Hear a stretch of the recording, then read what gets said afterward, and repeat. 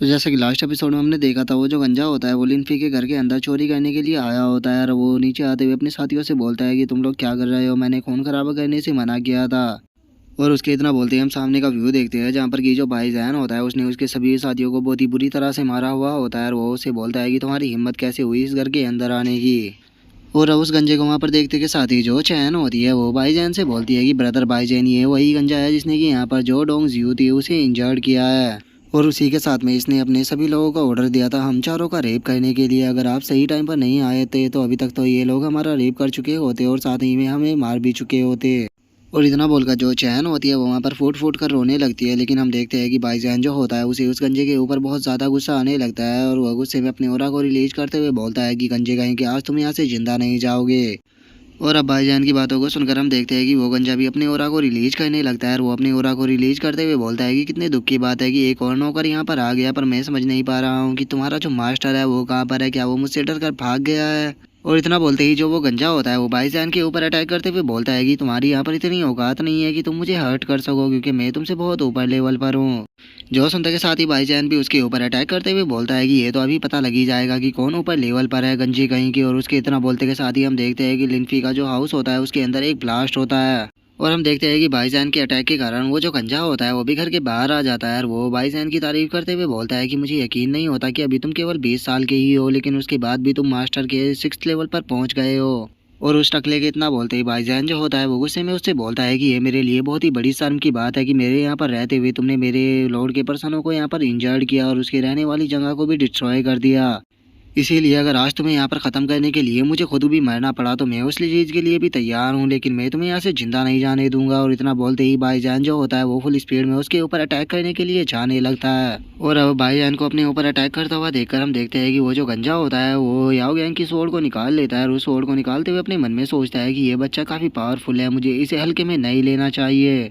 और इतना बोलते के साथ ही हम देखते हैं कि गंजा भी भाईजान के ऊपर अटैक करने के लिए जाने लगता है और वहीं भाईजान भी उसके ऊपर अटैक करता है और जैसे ही दोनों के एक साथ में अटैक टकराते हैं हमें वहाँ पर एक काफ़ी बड़ा ब्लास्ट देखने के लिए मिलता है।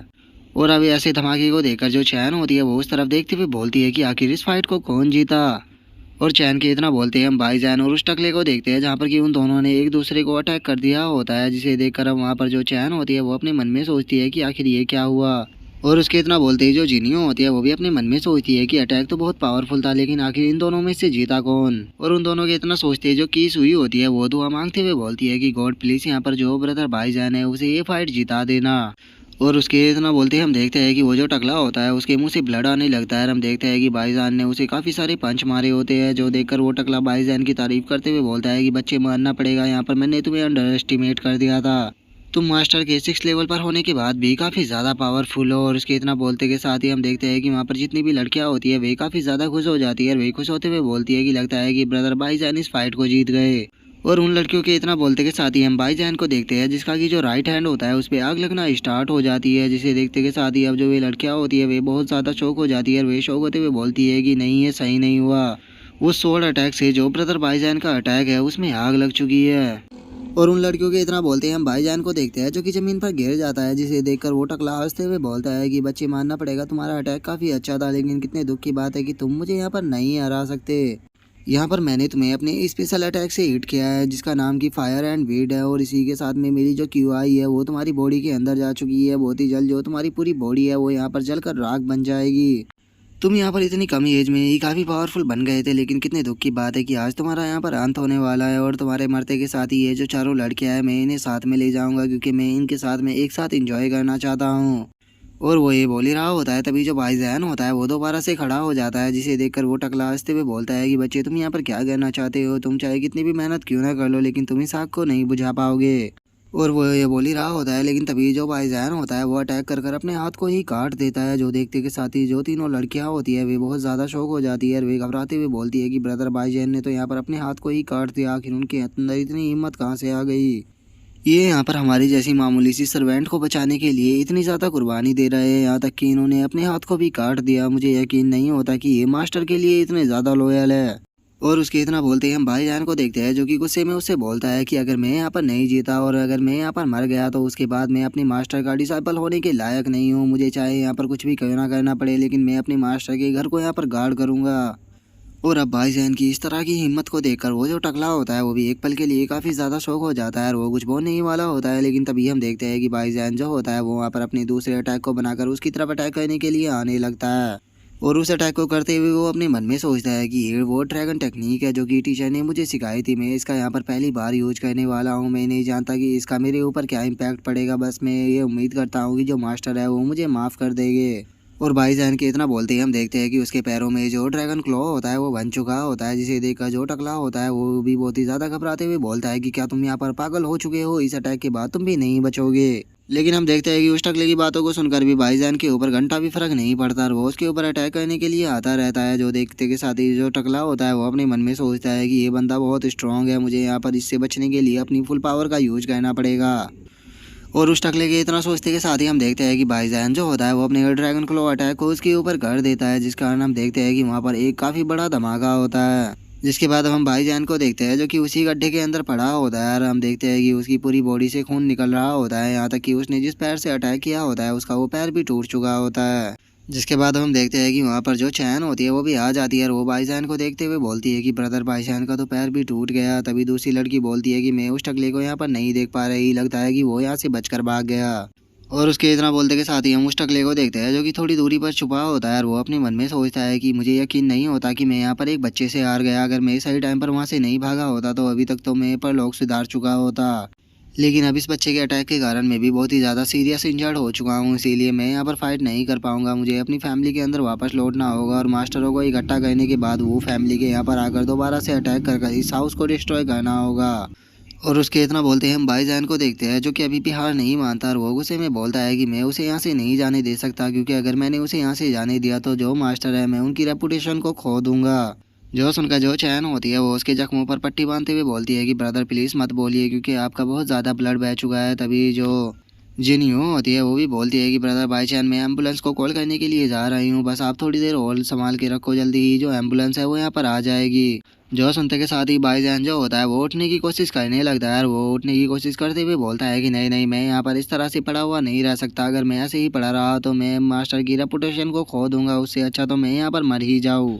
और उसके इतना बोलते के साथ ही हम देखते हैं कि लिनफी जो होता है वो वहाँ पर आ जाता है और वो भाईजान के हाथ को पकड़ते हुए बोलता है कि तुम ऐसी हालत में भी मेरी रेपुटेशन को बचाने के बारे में सोच रहे हो, सच में तुम्हारा जैसे डिसाइपल होना मेरे लिए गर्व की बात है। और अब एकदम से लिनफी को वहाँ पर देखकर भाईजान भी काफ़ी ज़्यादा शौक हो जाता है और वो शौक होते हुए बोलता है कि मास्टर मास्टर आप आ गए। और अब लिनफी को वहाँ पर देखकर जो जिनियो होती है वो लिनफी से बोलती है कि मास्टर मास्टर जल्दी से ब्रदर की मदद कीजिए, देखिए ब्रदर की क्या हालत हो गई है। तभी जो चैन होती है वो भी बोलती है कि मास्टर प्लीज़ ब्रदर भाईजान को बचा लीजिए। और उन दोनों के इतना बोलते ही जो लिनफी होता है वो अपने हीलिंग स्पेल को वहाँ पर करने लगता है और वो अपने स्पेल को करते हुए उन दोनों से बोलता है कि तुम दोनों को टेंशन लेने की ज़रूरत नहीं है, जब तक मैं यहाँ पर हूँ इसे कुछ भी नहीं हो पाएगा। और इतना बोलते के साथ ही जो लिनफी होता है वो उसकी बॉडी को हील करना स्टार्ट कर देता है। और अब हम देखते हैं कि भाईजान के जो हाथ पैर टूटे थे वे भी दोबारा से रिकवर हो जाते हैं। जो देखते कर जो चैन होती है वो चिल्लाते हुए बोलती है कि ब्रदर के तो जो हाथ और पैर थे वे भी वापस आ गए, इस तरह की पावर कोई भी ऑर्डिनरी पर्सन यूज नहीं कर सकता। और उसके इतना बोलते ही हम देखते हैं कि भाईजान जो होता है वो बैठ कर लिनफी से माफ़ी मांगने लगता है और वो उसे माफ़ी मांगते हुए बोलता है कि मास्टर प्लीज़ मुझे माफ़ कर दीजिए, मैं पूरी तरह से यूजलेस हूँ क्योंकि मेरे यहाँ पर रहते हुए आपके हाउस और इन लड़कियों को यहाँ पर सफ़र करना पड़ा। और भाईजान के इतना बोलते के साथ ही जो की सुई होती है वो भी माफ़ी मांगते हुए बोलती है कि मास्टर हमें पनिश कीजिए क्योंकि हम यहाँ पर रहते हुए कुछ भी नहीं कर पाए, हम पूरी तरह से यूजलेस है। जो सुनते के साथ ही लिनफी जो होता है वो उन तीनों को भी हील करना स्टार्ट कर देता है और वो उन सभी को हील करते हुए बोलता है कि इसमें तुम्हारी कोई भी गलती नहीं है, वे बस कुछ कीड़े थे जो कि यहाँ पर खुद ही मरने के लिए आए थे। और इतना बोलकर अब जो लिनफी होता है वो डोंग्सवो के पास में आ जाता है और वो डोंग्सवो के ऊपर अपनी पावर का यूज करते हुए बोलता है कि चलो उठने का टाइम हो चुका है। और लिनफी के इतना बोलते के साथ ही हम देखते हैं कि जो डोंग्सवो होती है वो भी एकदम से आंखों को खोल लेती है और अब वो गलती से ये लिनफी के ऊपर ही अटैक करते हुए बोलती है कि बास्टर्ड मैं तुम्हें जिंदा नहीं छोड़ूंगी। और उसके इतना बोलते ही जो लिनफी होता है वो उसके सर पे मारते हुए बोलता है कि पहले जरा देख तो लो कि तुम्हारे सामने कौन खड़ा है। और अब जैसे ही जो डोंग जियो होती है वो लिनफी को अपने सामने देखती है वो काफ़ी ज़्यादा शौक हो जाती है और वो लिनफी के सामने घुटनों पर बैठकर माफ़ी मांगते हुए बोलती है कि मास्टर प्लीज़ मुझे माफ़ कर दीजिए, मैं यहाँ पर किसी भी काम की नहीं हूँ, इसीलिए प्लीज़ मुझे पनिश कीजिए। जो सुनते के साथ ही अब जो लिनफी होता है वो डोंग जियो की तरफ अपने हाथ को बढ़ाने लगता है। जो देखकर डोंग जियो जो होती है वो रोते हुए अपने मन में सोचती है कि शिट मैं पूरी तरह से यूजलेस हूँ, यहाँ पर मैं इन चारों में सबसे ज़्यादा पावरफुल थी लेकिन उसके बाद भी मैं यहाँ पर कुछ नहीं कर पाई, मास्टर पक्का मुझसे गुस्सा हो गए। और डोंग जियू ये सब कुछ अपने मन में सोच ही रही होती है, लेकिन तभी जो लिनफी होता है वो उसके सर पे हाथ फिराते हुए उसे बोलता है कि पागल लड़की, तुमने यहाँ पर काफ़ी मेहनत की है तो इसीलिए तुम्हें इस तरह से यहाँ पर माफ़ी नहीं मांगनी चाहिए। जो सुनकर जो डोंग जियू होती है वो लिनफी से माफ़ी मांगते हुए बोलती है कि मास्टर क्या आप मुझसे गुस्सा नहीं हो। और उसके अब ऐसे कपड़ों को देखकर लिनफी जो होता है वो उसे शर्माते हुए बोलता है कि मुझे लगता है कि तुम्हें पहले अपने कपड़ों को चेंज कर लेना चाहिए। जो सुनते के साथ ही अब जो डोंग जियो होती है उसका भी चेहरा लाल पड़ जाता है और वो वहाँ से शर्माते हुए भागकर बोलती है कि मास्टर प्लीज़ माफ़ कर देना, मैं अभी कपड़ों को बदल कर आती हूँ। जिसके अब हम थोड़ी देर बाद का सीन देखते हैं जहाँ पर कि सभी लोग इकट्ठा हो चुके होते हैं और जो लिनफी होता है वो कुर्सी पर बैठा होता है और अब उन लोगों को बताता है कि यहाँ पर जिस बंदे ने अटैक किया था वो फैमिली का था, इसीलिए तुम लोगों को टेंशन लेने की ज़रूरत नहीं है, वे लोग ज़्यादा दिनों तक जिंदा नहीं रहेंगे, बहुत ही जल्द मैं पूरी वो फैमिली को ही डिस्ट्रॉय कर दूंगा। और लिनफी की बात को सुनते ही हम देखते हैं कि वे चारों काफ़ी ज़्यादा शौक हो जाते हैं और वे शौक होकर लिनफी की तरफ देखते हुए बोलते हैं कि मास्टर क्या आप पूरी वो फैमिली को ही डिस्ट्रॉय करने वाले हो। जो सुनकर लिनफी जो होता है वो अपने हाथों से चारों टेक्निकों को बाहर निकालते हुए उन चारों से बोलता है कि हाँ उन सभी को तो मैं ख़त्म करूँगा, लेकिन पहले मुझे यहाँ पर तुम लोगों को भी पावरफुल बनाना होगा क्योंकि तुम काफ़ी कमज़ोर हो। और इतना बोलकर लिनफी जो होता है वो चैन से बोलता है कि चैन तुम यहाँ पर काफ़ी जेंटल और सॉफ्ट पर्सन हो, इसीलिए तुम फाइटिंग और मारना पसंद नहीं करती, तो इसीलिए मैं तुम्हें यहाँ पर मेडिसिन की पावर दे रहा हूँ। और सीयू मैं जानता हूँ कि जो तुम्हारी वॉइस है वो काफ़ी ज़्यादा अच्छी है, तुम्हारी नॉर्मल सी बातें भी लोगों के हार्ट को टच कर जाती है, तो इसीलिए मैं तुम्हें यहाँ पर यूथ फैंटेसी सॉन्ग को दे रहा हूँ। ये काफ़ी ख़तरनाक सॉन्ग है, इस सॉन्ग का यूज कर तुम यहाँ पर इल्यूज़न का इस्तेमाल कर सकती हो और अपने एनिमी को इल्यूज़न में फंसाकर आसानी से ख़त्म कर सकती हो।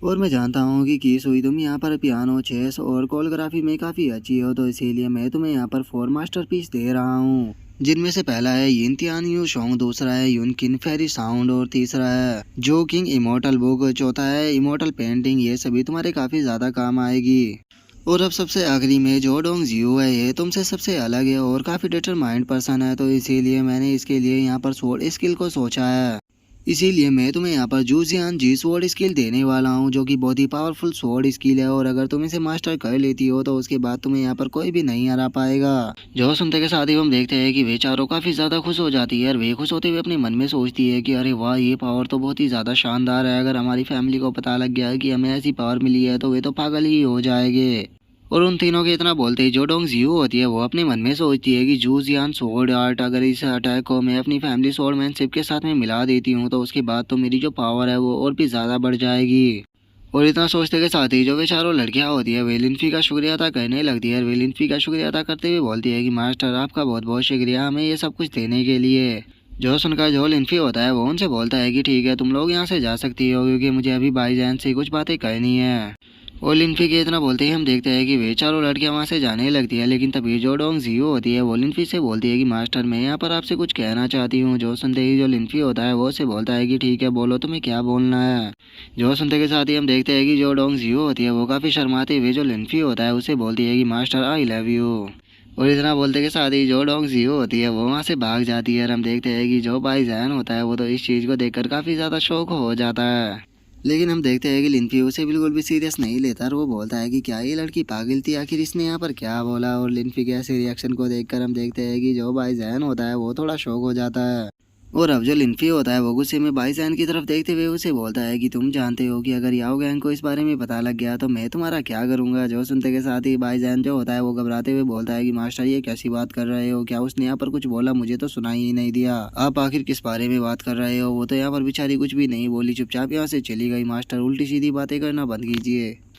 और अब उसकी इस तरह की एक्टिंग को देखकर जो लिनफी होता है वो उसकी तारीफ करते हुए बोलता है कि मानना पड़ेगा भाईजान तुम काफ़ी अच्छी एक्टिंग करते हो, लेकिन चलो मुझे ये बताओ कि जो मैंने तुम्हें ड्रैगन टेक्निक दी थी क्या तुमने उसे प्रैक्टिस नहीं की। जो सुनकर भाईजान जो होता है वो लिनफी से बोलता है कि मास्टर सच में आप एक ट्रू गॉड हो, लेकिन आपने जो स्किल दी थी वो बहुत ज़्यादा पावरफुल है और उसके अंदर कुछ ऐसे वर्ड है जिन्हें कि मैं समझ नहीं पा रहा हूँ, तो क्या आप मुझे एक्सप्लेन कर सकते हैं। जो सुनते के साथ ही जो लिनफी होता है वो भाईजान से बोलता है कि ठीक है तो फिर चलो यहीं पर ही उसे कल्टीवेट करना स्टार्ट करो, यहाँ पर मैं तुम्हें प्रोटेक्ट करने के लिए बैठा हुआ हूँ। जो सुनते के साथ ही भाईजान जो होता है वो लिनफी से घबराते हुए बोलता है कि मास्टर उस टेक्निक को प्रैक्टिस करने के लिए मुझे रिवर्स हाई एनर्जी का यूज करना पड़ेगा, जिसमें मेरे जो मेरिडियन और जो मेरे इंटरनल ऑर्गन्स है वो पूरी तरह से डिस्ट्रॉय हो जाएंगे। और भाईजान की इस बात को सुनकर जो लिनफी होता है वो भाईजान की तरफ देखते हुए उससे बोलता है कि भाईजान आखिर तुम घबरा किससे रहे हो, जो तुम्हारा मास्टर है वो यहाँ पर बैठा हुआ है, और क्या तुम्हें लगता है कि क्या कोई इस तरह की इंजरी है जिसे कि तुम्हारा मास्टर हील नहीं कर सकता। जो सुनते के साथ ही जो भाईजान होता है वो भी जमीन पर बैठ जाता है और वो कल्टीवेशन करते हुए बोलता है कि ठीक है मास्टर, मैं आपकी बात को समझ गया। और इतना बोलते के साथ ही हम देखते हैं कि भाईजान जो होता है वो वहाँ पर अपनी रिवर्स क्यूआई एनर्जी का इस्तेमाल करना स्टार्ट कर देता है,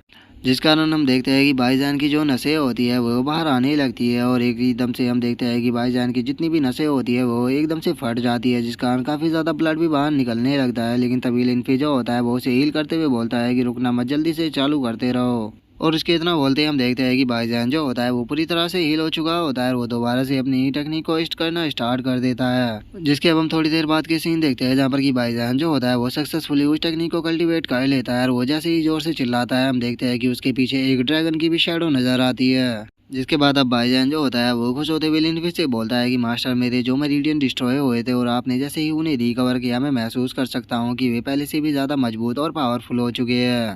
और उसी के साथ में रिवर्स क्यूआई टेक्निक का यूज करने के कारण मैं महसूस कर सकता हूँ कि मेरी बॉडी के अंदर जो क्यूआई एनर्जी की मात्रा है वो भी काफ़ी ज़्यादा बढ़ चुकी है। और भाईजान की इस बात को सुनकर लिनफी जो होता है वो भाईजान से बोलता है कि देखो, अगर तुम एक रियल ड्रैगन बनना चाहते हो तो उसके लिए तुम्हारे अंदर नॉर्मल लोगों से ज़्यादा गुस्सा होना चाहिए और उसी के साथ में तुम्हें बहुत ही ज़्यादा मेहनत भी करनी होगी, जो कि नॉर्मल लोग नहीं कर सकते।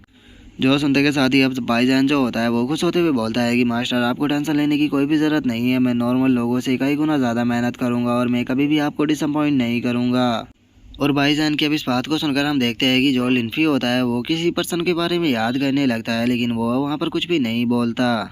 जिसके बाद अब लिनफी जो होता है वो वहाँ से जाने लगता है और वो वहाँ से जाते हुए भाईजान से बोलता है कि भाईजान, अभी के लिए मैं जीलिंग सिटी के अंदर जा रहा हूँ। जो सुनकर भाईजान उससे बोलता है कि मास्टर, क्या आप चाहते हो कि मैं वहाँ तक आपको छोड़ आऊँ? जो सुनते के साथ ही लिनफी जो होता है वो वहाँ से जाते हुए बोलता है कि नहीं, इसकी कोई भी ज़रूरत नहीं है क्योंकि मेरे पास वहाँ तक जाने के लिए मोटर बाइक है। जो सुनते के साथ ही जो भाईजान होता है वो अजीब सा चेहरा बनाकर उसकी तरफ देखने लगता है,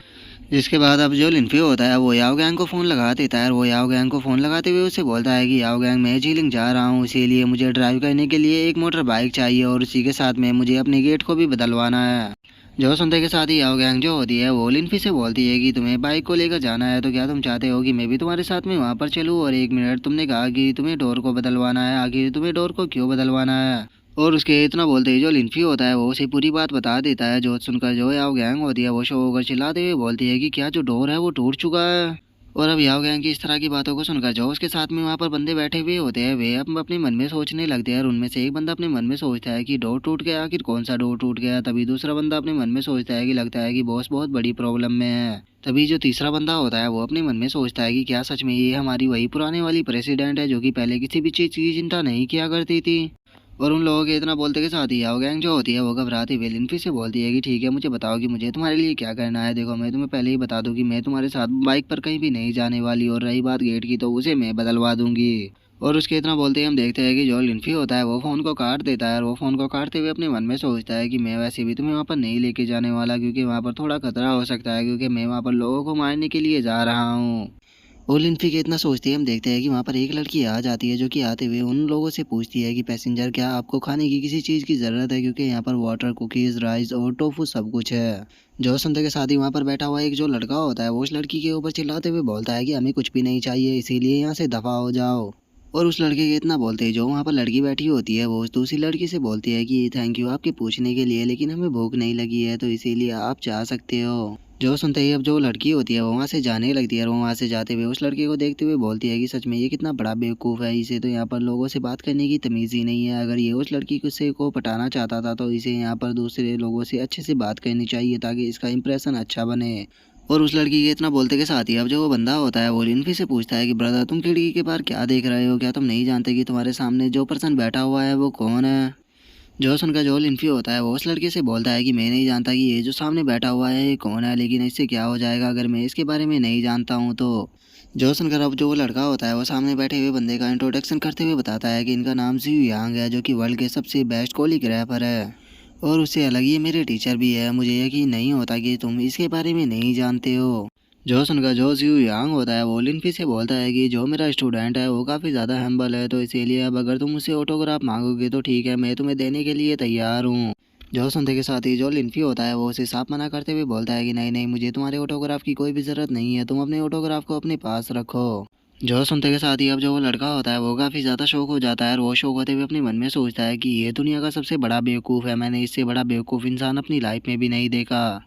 और वहीं जो जो यांग होता है वो अपने मन में सोचता है कि आजकल के जो यंग लोग हैं वो कुछ ज़्यादा ही एरोगेंट हो गए हैं, ये जानता ही नहीं है कि इसके सामने कितना बड़ा सेलिब्रिटी बैठा हुआ है। और उसकी इतना सोचती है, अब जो उसके पास में लड़की बैठी होती है वो उसे एक पेपर देते हुए बोलती है कि टीचर अभी आप मुझे लगता है कि थोड़े थके हुए हो, तो इसीलिए सही यही रहेगा कि आप मेरे द्वारा किए गए काम को क्यों नहीं देखते। तभी वो जो लड़का होता है वो भी बोलता है कि हाँ मास्टर सही कहा, क्योंकि अभी के टाइम पर अगर मेरी भी कोरियोग्राफी की बात की जाए तो उसकी भी स्किल काफ़ी अच्छी हो चुकी है। और इतना बोलकर वो जो लड़का होता है वो लिनफी की तरफ देखने लगता है, और वो लिनफी की तरफ देखते हुए बोलता है कि मुझे पक्का है कि नहीं कि ये जो लड़का यहाँ पर बैठा हुआ है ये मेरी स्किल को देखकर बहुत ज़्यादा सरप्राइज हो जाएगा, और उसके बाद देखना कि ये यहाँ पर मेरा ऑटोग्राफ मांगेगा।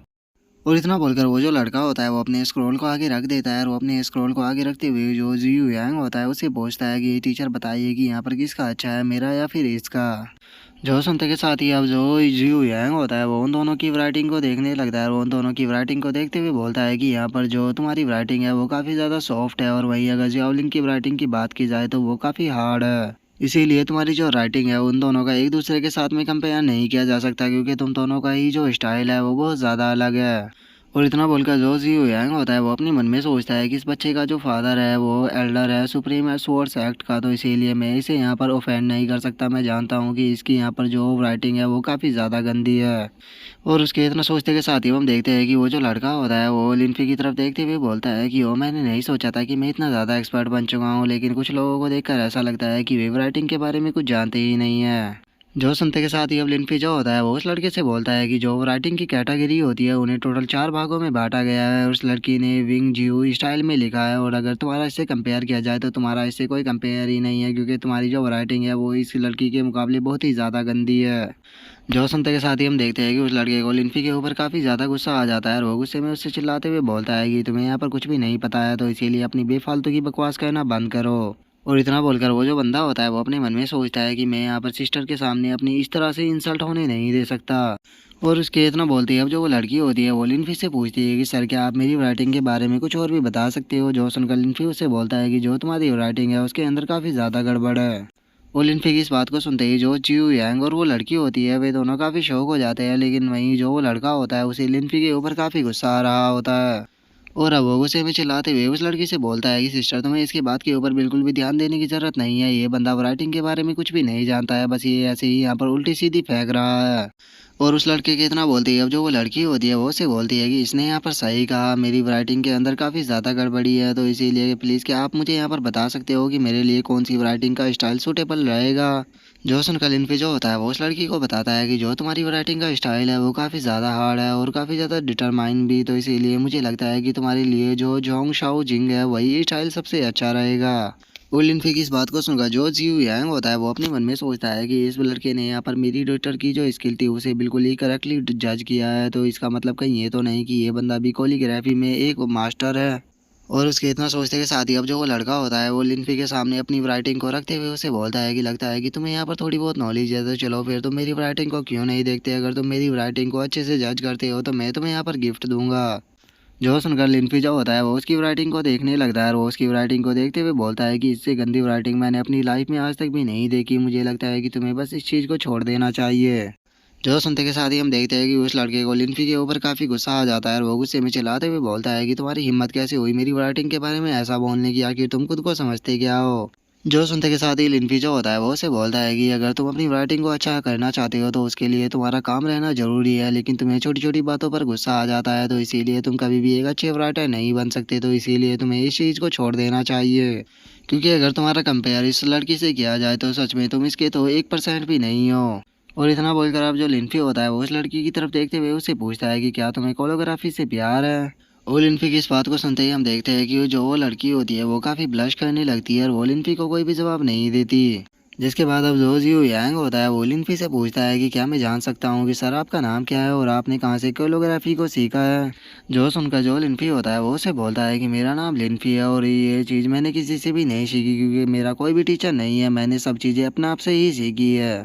जो सुनते के साथ ही जो जियो होता है वो भी मुस्कुराने लगता है, और वो मुस्कुराते हुए बोलता है कि एक चीज़ तो काफ़ी अच्छी है, चलो तो मैं तुमसे यहाँ पर पूछना चाहता हूँ कि क्या तुम मेरे स्टूडेंट बनना चाहते हो। जो सुनते के साथ ही अब जो वो लड़का होता है वो काफ़ी शौक हो जाता है, और वो शौक होते हुए बोलता है कि टीचर आप ये क्या कर रहे हो, आप एक नॉर्मल सी पर्सन को यहाँ पर अपना स्टूडेंट बनने का ऑफर दे रहे हो, ये चीज़ आपके स्टैंडर्ड पर मैच नहीं करती। जो सुनते के साथ ही जो उसकी लड़की होती है वो भी उससे बोलती है कि फादर ये सही कह रहा है, आप इसी तरह से किसी को भी अपना स्टूडेंट नहीं बना सकते। लेकिन हम देखते हैं कि जो जी यांग होता है वो उन दोनों की बात के ऊपर बिल्कुल भी ध्यान नहीं देता और वो लिन फिश से बोलता है कि तुम्हें इन दोनों की बात के ऊपर बिल्कुल भी ध्यान देने की ज़रूरत नहीं है। मैं तुमसे पूछना चाहता हूँ कि क्या तुम मेरे डिसाइपल बनने के लिए इंटरेस्टेड हो। जो सुनते के साथ ही जो लिनफी होता है वो उसे साफ मना करते हुए उसे बोलता है कि नहीं, मैं तुम्हारा स्टूडेंट बनने में बिल्कुल भी इंटरेस्टेड नहीं हूँ। जो सुनते के साथ ही हम देखते हैं कि वे तीनों के तीनों कार्टून सा फेस बनाकर लिनफी की तरफ देखने लगते हैं। और अब जो वो लड़का होता है वो लिनफी के ऊपर चिल्लाते हुए उससे बोलता है कि तुम्हारे लिए ये बहुत बड़े सम्मान की बात है कि वो तुम्हें यहाँ पर अपना स्टूडेंट बना रहे हैं, लेकिन आखिर तुम्हारे अंदर इतनी हिम्मत आ कहाँ से रही है कि तुमने उनका स्टूडेंट बनने से साफ साफ मना कर दिया। और उसकी इस बात को सुनकर जो लिनफी होता है वो उसे बोलता है कि मैं उसका यहाँ पर स्टूडेंट नहीं बनना चाहता, तो फिर इस बात के ऊपर तुम यहाँ पर शोर क्यों मचा रहे हो। मुझे लगता है कि तुम्हें राइटर छोड़कर एक कॉमेडियन बन जाना चाहिए, क्योंकि तुम कॉमेडी अच्छी कर लेते हो। ओलिंपी की इस बात को सुनते ही हम देखते हैं कि वो बंदा काफ़ी शौक हो जाता है और उसे समझ में ही नहीं आता कि वो लिनफी को यहाँ पर कौन सी गाली दे। जिसके बाद अब हम जीयू को देखते हैं जो कि लिनफी की तरफ देखते हुए अपने मन में सोचता है कि ये बच्चा सच में बहुत ज़्यादा टैलेंटेड है, क्योंकि इतनी यंग एज में होने के बाद भी इसकी एजुकेशन और जो इसकी नॉलेज है वो काफ़ी अच्छी है, जबकि इसका कोई टीचर भी नहीं था। और अगर ये यहाँ पर मुझे ज्वाइन करता है तो इसे यहाँ पर फेमस होने का बहुत ही अच्छा चांस मिल जाएगा, लेकिन अगर ये यहाँ पर इसी तरह से मना करता रहा तो इसे अपनी लाइफ भर इस चीज़ का रिग्रेट रहेगा। और इतना सोचकर जो जी यांग होता है वो एक कार्ड को लिनफी को देते हुए उससे बोलता है कि बच्चे, जेलिंग सिटी के अंदर मैं कुछ दिनों बाद एक फंक्शन रखने वाला हूँ, जिसके अंदर मैं अपने द्वारा लिखी गई राइटिंग को दिखाऊंगा। तो मुझे लगता है कि तुम्हें वहाँ पर आना चाहिए। अगर तुम्हारा माइंड बदले तो तुम वहाँ पर कभी भी आ सकते हो।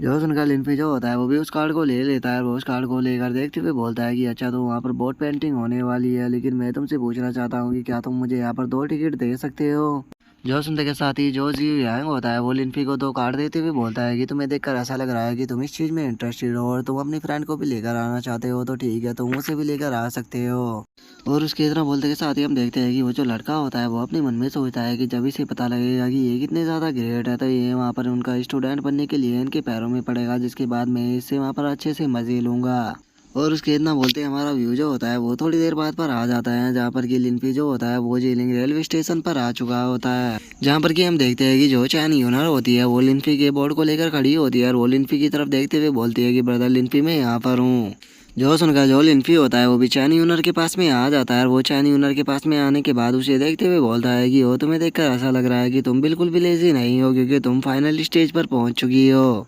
जो सुनते के साथ ही जो चैन यूनर होती है वो भी हंसते हुए बोलती है कि ब्रदर, आपने मुझे जो मेडिसिन दी थी वे बहुत ज़्यादा ही पावरफुल थी, उन्हें खाते ही मुझे ज़्यादा मेहनत नहीं करनी पड़ी।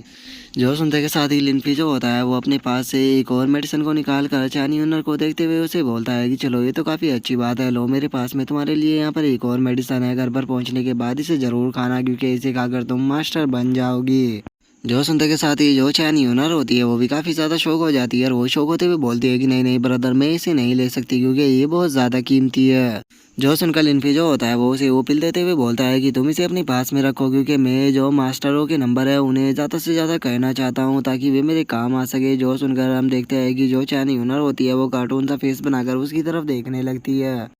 और अब जो लिनफी होता है वो चैन यूनर से बोलता है कि चैन यूनर, मैंने तुम्हें यहाँ पर अपना गिफ्ट दे दिया, तो चलो, मैं चाहता हूँ कि तुम यहाँ पर जो जीलिंग ब्लोसम फॉरेस्ट है तुम मुझे वहाँ पर लेकर चलो, मैं वहाँ पर जाना चाहता हूँ। जो सुनकर जो चैन यूनर होती है वो अपने मन में सोचने लगती है कि अभी तो ब्लूमिंग का मोस्ट सीजन भी नहीं आया, तो फिर जो ब्रदर लिनफी है वो वहाँ पर क्यों जाना चाहते हैं, ये तो काफ़ी ज़्यादा वियर्ड होगा।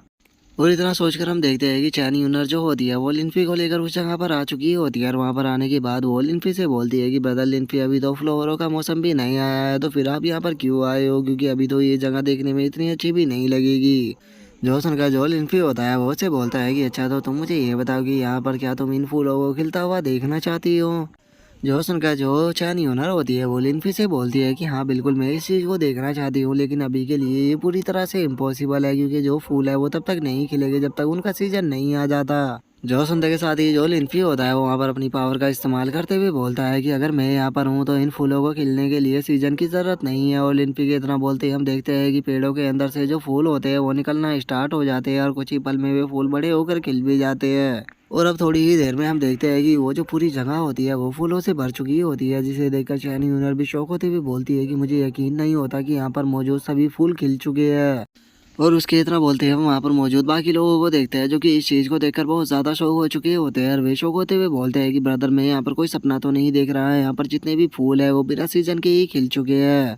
तभी दूसरा बंदा बोलता है कि ये तो आज तक की सबसे बड़ी न्यूज़ है, मैं तो इसे इंटरनेट पे डालूंगा क्योंकि इस तरह की जो न्यूज़ है वो बार बार नहीं मिलती। और उन लोगों के इतना बोलते कि शादी अब जो लिन्फी होता है वो चैनी यूनर से बोलता है कि चैनी यूनर चलो यहाँ से चलते हैं। जो सुनकर जो चैनी यूनर होती है वो भी उसे ठीक है बोल देती है, लेकिन जैसे ही वो सामने की तरफ देखती है वो काफ़ी ज़्यादा शौक हो जाती है क्योंकि उसे अपने सामने दो पर्सन नजर आते हैं जहाँ पर कि एक लड़का खड़ा होता है और उसके सामने एक दूसरी लड़की उसी की तरफ देख रही होती है जो कि देखने में काफ़ी खूबसूरत होती है, जिसे देखकर जो चैनी ओनर होती है वो भी काफ़ी ज़्यादा शौक हो जाती है और वो शौक होते हुए बोलती है कि आखिर ये यहाँ पर कहाँ से आ गए। और इतना बोलते ही वो अपनी आंखों को मलने लगती है और वो अपनी आंखों को मलते हुए अपने मन में सोचती है कि पक्का मैं यहाँ पर कोई इल्यूजन देख रही हूँ। और इतना सोचकर याओ गैंग जो होती है वो दोबारा से जैसे ही सामने देखती है उसे वहाँ पर कुछ भी नजर नहीं आता, जिसे देखकर वो अपने मन में सोचती है कि पक्का मैं इल्यूजन ही देख रही थी। और इतना बोलकर वो लिन्फी की तरफ भागते हुए बोलती है कि ब्रदर लिन्फी मेरा इंतजार करो मैं भी आ रही हूँ। और उसके इतना बोलते ही अब जो लिन्फी होता है वो उसी लड़की के बारे में सोचने लगता है जिसके जो कि अभी चैन यूनर को वहाँ पर दिखाई दी थी। और उस लड़की के बारे में सोचते हुए वो अपने मन में सोचता है कि जो ये लोग थी वो पहली बार मुझे इस जगह पर लेकर आई थी जो कि मुझे आज भी याद है। और उसके इतना सोचती है अब जो चैन यूनर होती है वो लिन्फी को कार में वहाँ से ले जाने लगती है और वो लिन्फी से बोलती है कि ब्रदर लिन्फी आपने वहाँ पर जो कुछ भी किया है मुझे लगता है कि वो इंटरनेट पे तबाही मचा देगा और उस टाइम उसी के साथ में वो टिकटॉक ऐप पर भी ट्रेंडिंग में चलेगा। जो सुनकर जो लिन्फी होता है वो चैनी यूनर से बोलता है कि ठीक है इसे छोड़ो, तो मुझे ये बताओ कि यहाँ पर अच्छा सा होटल कहाँ पर है जहाँ पर कि मैं रुक सकूँ। जो सुनकर जो चैनी यूनर होती है वो लिन्फी से बोलती है कि ब्रदर लिन्फी आप मेरे हाउस पे रुक सकते हो, आपको होटल में जाने की कोई भी ज़रूरत नहीं है और वैसे भी जो मेरे फादर है वो आपसे मिलना चाहते हैं, तो चलो डील रही आप मेरे साथ घर पर चल रहे हो। जो सुनते के साथ ही जो लिन्फी होता है वो कार्टून सा फेस बना लेता है और वो कार्टून सा फेस बनाते हुए अपने मन में सोचता है कि मैंने आखिर हाँ ही कब बोला जो कि इसने यहाँ पर डील बोल दिया। और लिन्फी के इतना बोलते ही हमारा व्यू जो होता है वो चैनी यूनर के हाउस पर आ जाता है जहाँ पर कि चैनी यूनर लिन्फी को बताती है कि ब्रदर ये मेरा हाउस है। और चैनी यूनर को वहाँ पर देखते के साथ ही हम देखते हैं कि जितने भी सर्वेंट होते हैं वे सभी उसे हेलो बोलने लगते हैं, जो देखकर चैनी यूनर भी उन्हें हंसते हुए हेलो बोल देती है। जिसके बाद अब हम वहाँ पर चैन यूनर के फादर और मदर को देखते हैं और जो चैन यूनर का फादर होता है वो लिन्फी से बोलता है कि मास्टर लिन्फी ये हमारे लिए काफ़ी ऑनर की बात है कि आप हमारे घर पर आए क्योंकि आपने जो कुछ भी हमारी डॉटर के लिए किया है हम उन्हें कभी भी नहीं भूल पाएंगे। और उसके फादर के इतना बोलते के साथ ही अब जो चैन यूनर की मदर होती है वो चैन यूनर से बोलती है कि चैन यूनर क्या ये वही लड़का है जिसके बारे में तो हमेशा मुझे बताती रहती थी कि कैसे इसने रोंगचेंग सिटी के अंदर बूढ़े लोगों को पीटा था। जो सुनते के साथ ही हम देखते हैं कि चैन यूनर जो होती है उसका जो चेहरा होता है वो एकदम से लाल पड़ जाता है और वो अपने मन में सोचती है कि मदर आप मेरी रेपुटेशन को यहाँ पर इस तरह से खराब क्यों कर रही हो। और चैन यूनर के ऐसे रिएक्शन को देखकर जो उसकी मदर होती है वो अपने मन में सोचती है कि बेवकूफ़ लड़की मैं यहाँ पर तुम्हारे लिए एक चांस बना रही हूँ ताकि तुम उसके दिल में अपने लिए जगह बना सको।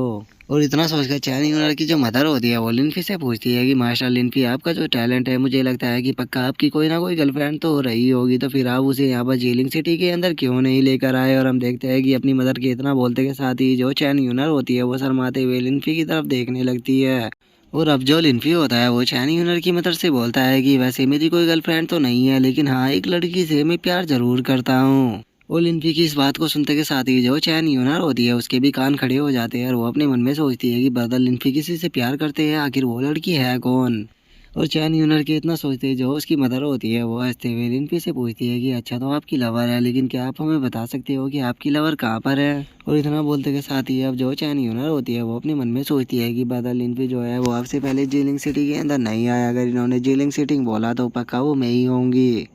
और इतना सोचकर जो चैन यूनर होती है वो बड़े ही क्यूट तरह से लिन्फी की तरफ देखने लगती है, लेकिन तभी जो लिन्फी होता है वो उन लोगों से बोलता है कि जिस लड़की से मैं प्यार करता हूँ वो रोंगचैंग सिटी के अंदर रहती है। और अब रोंगचैंग सिटी का नाम सुनते के साथ ही तो हम देखते हैं कि चैन यूनर जो होती है उसके तो सारे अरमान ही टूट जाते हैं। और वहीं जो चैंग यूनर का फादर होता है वो लिन्फी के पास में आते हुए बोलता है कि जो मेरी डॉटर और वाइफ है वे बातें करना काफ़ी ज़्यादा पसंद करती है, तो इसीलिए प्लीज़ आप उनकी बात पर ध्यान मत दीजिएगा, आप मेरे साथ अंदर चलो। और अब चैन यूनर को ऐसे उदास देखकर लिन्फी जो होता है वो अपने मन में सोचता है कि चैन यूनर तुम्हारे लिए सही यही रहेगा कि तुम अपने प्यार का यहीं पर ही गिव अप कर दो, क्योंकि मुझसे प्यार करना तुम्हारे लिए बिल्कुल भी सही नहीं रहेगा।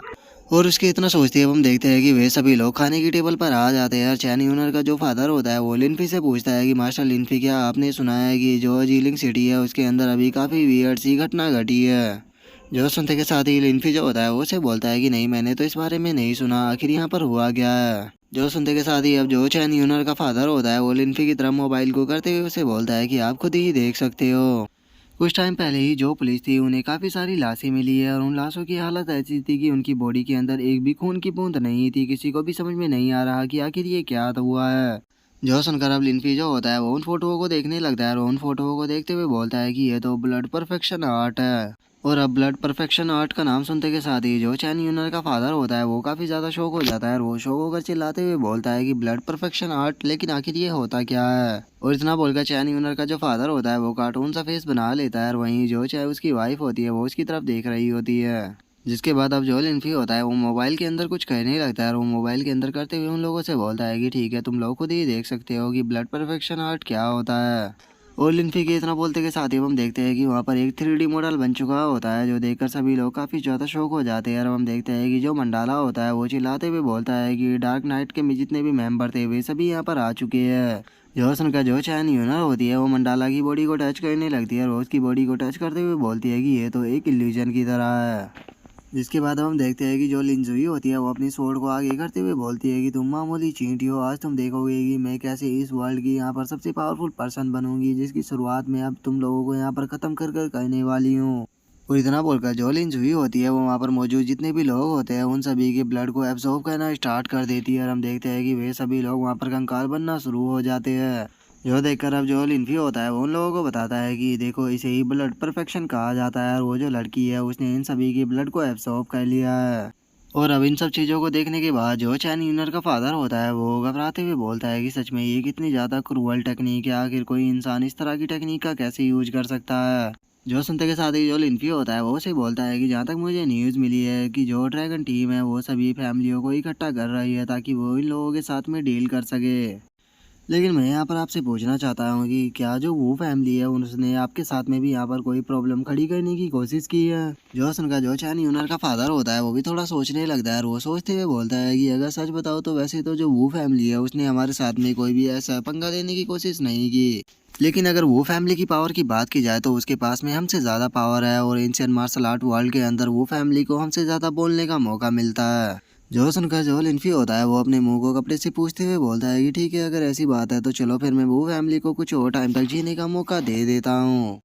और लिनफी की अब इस बात को सुनकर जो चैन यूनर का फादर होता है वो अपने मन में सोचने लगता है कि मास्टर लिनफी की बात को सुनकर ऐसा लग रहा है कि जैसे कि ये वो फैमिली से नफरत करते हैं। और वो ये सोच ही रहा होता है तभी जो लिनफी होता है वो चैन यूनर की तरफ देखते हुए उससे पूछता है कि चैन यूनर, क्या तुम कुछ कर रही हो। जो सुनकर वो उसे बोलती है कि नहीं, बिल्कुल भी नहीं, मैं तो पूरी तरह से फ्री हूँ। जो सुनकर जो लिनफी होता है वो चैन यूनर से बोलता है कि ठीक है, तो फिर बताओ कि कैसा रहेगा, इतना मैं यहाँ पर 3-4 दिन रहने वाला हूँ, तुम मेरे साथ में रहो तो। और लिनफी की इस बात को सुनते ही चैन यूनर जो होती है वो काफ़ी शौक हो जाती है और वो शौक होते हुए अपने मन में सोचती है कि क्या तुम्हारे साथ रहना है। और इतना बोलकर वो अपने मन में सोचती है कि इसका मतलब मेरे पास में अभी भी चांस है। और इतना सोचते ही चैन यूनर जो होती है वो काफ़ी ज़्यादा खुश हो जाती है और वो चिल्लाते हुए बोलती है कि बिल्कुल, मैं तुम्हारे साथ में रहने के लिए तैयार हूँ।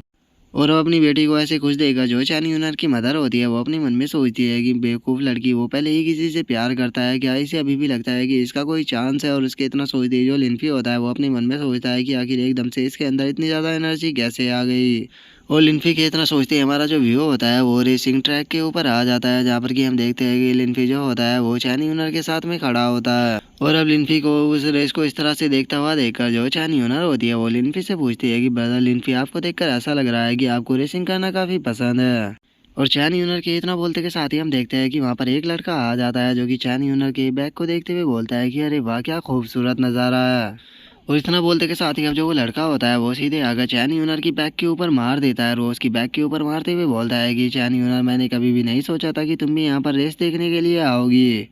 जो सुनकर जो चैन यूनर होती है वो गुस्से में उस लड़के की तरफ देखते हुए बोलती है कि वो यून, आखिर तुम यहाँ पर क्या कर रहे हो। जो सुनकर जो वो यून होता है वो चैन यूनर से बोलता है कि चैन यूनर, आज नहीं तो कल तुम मेरी बनी जाओगी और मैं तुम्हें एक बात क्लियर कर देना चाहता हूँ कि अगर तुमने किसी को भी अपना बॉयफ्रेंड बनाने की कोशिश की तो मैं उसे जान से मार दूंगा।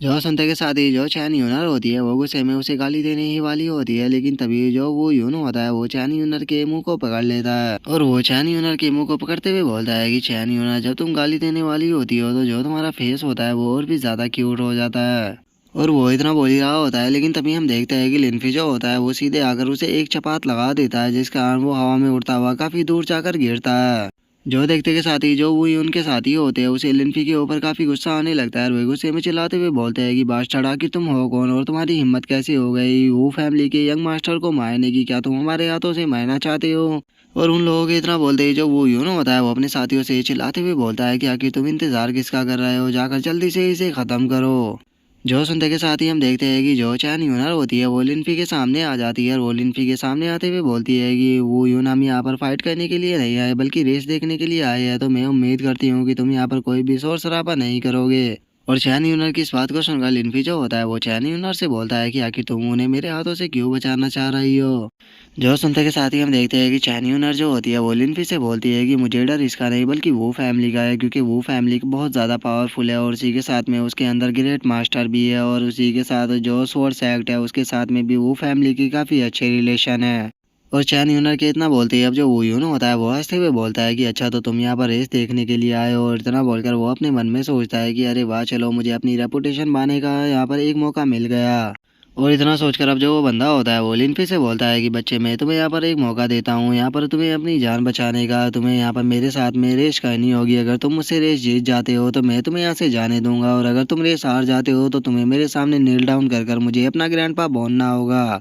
जो सुनते के साथ ही चैनी ओनर जो होती है वो लिनफी को बताती है कि लिनफी इसके साथ में रेस बिल्कुल भी मत करना, क्योंकि इसकी जो रेसिंग की स्किल है वो बहुत ज़्यादा अच्छी है। आज तक ये एक भी रेस नहीं आ रहा और इसे यहाँ पर रेस कोड भी कहा जाता है। लेकिन हम देखते हैं कि लिनफी उसकी बात के ऊपर बिल्कुल भी ध्यान नहीं देता और वो उससे बोलता है कि ठीक है मैं रेस करने के लिए तैयार हूँ, लेकिन अगर तुम रेस हारे तो तुम्हें मुझे यहाँ पर ग्रैंडपा बोलना होगा। जो सुनकर अब जो वो यूनो होता है वो भी मन ही मन में हंसने लगता है और वो हंसते हुए अपने मन में सोचता है कि ये बच्चा भी काफ़ी काम है, लेकिन मुझसे हारने के बाद ये इतना काम नहीं रह पाएगा, और वैसे भी चैन यूनारी मैं इसे यहाँ पर इतनी बुरी तरह से हराऊंगा कि उसके बाद तुम इस बंदे को कभी भी पसंद नहीं करोगी।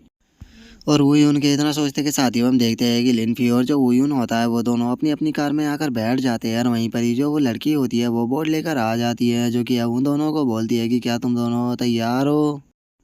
और उस लड़की की अब इतना बोलते के साथ ही जो हमारा आज का एपिसोड है वो यहीं पे कंप्लीट हो जाता है। तो नेक्स्ट एपिसोड में देखें क्या कि क्या होता है। अगर आप लोगों को वीडियो अच्छी लगी हो तो लाइक करना, चैनल को सब्सक्राइब करना। मैं मिलता हूँ नेक्स्ट एपिसोड में, तब तक के लिए बाय बाय गाइज।